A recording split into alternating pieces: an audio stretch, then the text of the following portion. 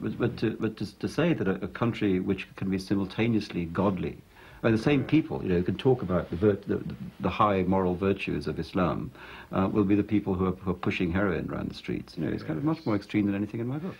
You began as an actor, didn't you? Mm-hmm.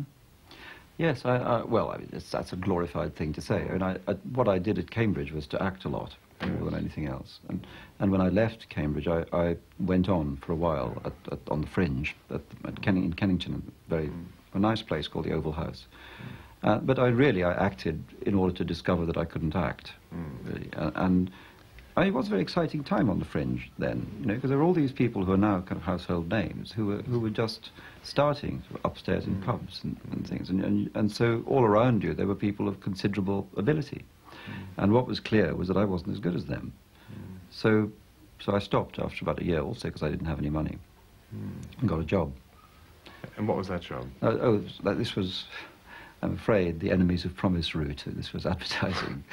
But I mean, what happened was that somebody else, I mean, who shall be nameless and who is now quite a well-known playwright, who was also in this theatre group, got a job at J. Walter Thompson. And he rang me up and said, look, you know, you should try this because they give you lots of money and it's very easy. It doesn't take your time up very much. So I thought that sounded good, you see. And I went along and I got what they call a copy test at J. Walter Thompson, which I failed. They make you do this under exam conditions. It's the last exam that I've ever done. You sit there for 3 hours and write ads under exam conditions. And one of these, which I've never forgotten, was the question said, imagine that you meet a Martian who can speak English, but who doesn't know what bread is. Tell him in not more than 20 words how to make a piece of toast. You see, I completely failed this question.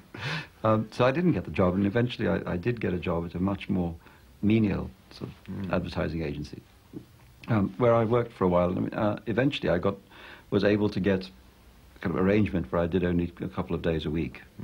And I mean, I thought that I couldn't think of another way that I would get 4 or 5 days every week to sit at home and write. I mean, and these 2 or 3 days of kind of quite low-level work was paying for the other stuff. So that's how I wrote Midnight's Children, and I thought of it as industrial sponsorship, really. When Midnight's Children was published, you were a celebrity overnight, as they say. You were feted on both sides of the Atlantic, on television chat shows.